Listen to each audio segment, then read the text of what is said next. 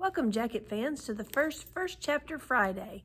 This is going to be a weekly or bi-weekly feature where I choose one of the books from the shelf in the library and read the first chapter to you, and then give you a few updates and announcements that are happening in the library.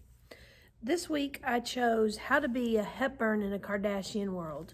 This is written by Christy, and she became famous for another book she wrote called How to Be a Hepburn in a Hilton World, and it became wildly successful, so this is her follow-up to that.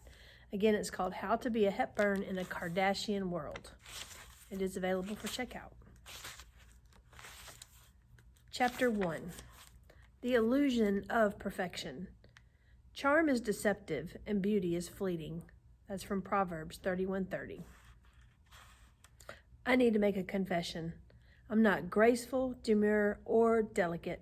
In fact, I'm messy, disorganized, and kind of loud. I trip and fall more than any other person I know, and I usually spend the majority of my days in sweatpants. Not exactly the stuff etiquette books are made of. But the really unfortunate thing is that the more I try to be an ideal person, classy, intelligent, stylish, successful, the more my efforts fall laughably short. Perfection, it would seem, is an illusion. The phrase, nobody's perfect, sounds good in theory, yet we tend to reserve it strictly for ourselves when we've made a colossal mistake or irreversibly screwed something up. It rarely applies to anyone else, and certainly not to the people whose faces we see on magazines. Her body is flawless. Their lives are perfect.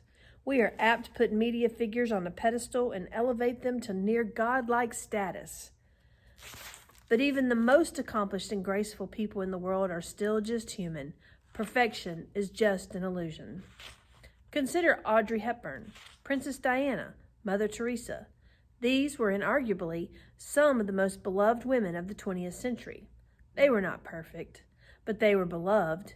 True, each of them was accomplished, intelligent, and classy. But ultimately, it wasn't their outward appearance that caused them to be honored and respected by millions. It was their heart, their talent, their generosity, their love for people. These are the attributes we remember about someone long after their haircut has gone out of style or smile lines have taken over their face. That's what we remember after the illusion of perfection has worn off. And yet, we still try to assign perfection to people. We place them on an unattainable echelon and proceed to sniff at our own shortcomings by comparison. We point out our inadequacies while elevating their laudable attributes.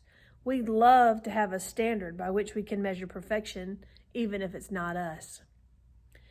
We annually determine the planet's most beautiful men and women in the tabloids with a somewhat frame-based yardstick. Boys have their own numerical ranking system for girls. She's a 10. She's a 4. And then there are, of course, the little judgments we make about ourselves and one another all day long. Her hair is perfect. I look terrible today. Most of these classifications are based on temporal observations and conditions. They are all subject to change. Nothing about us, our flaws, or even our favorite aspects is going to last. So if perfection is an illusion, and this outer shell of ours is deteriorating even as we speak, then it would have to mean that life is more about what's on the inside, our intellect, our character, our heart, than our false lashes and spray tans. Don't get me wrong, I love a good spray tan.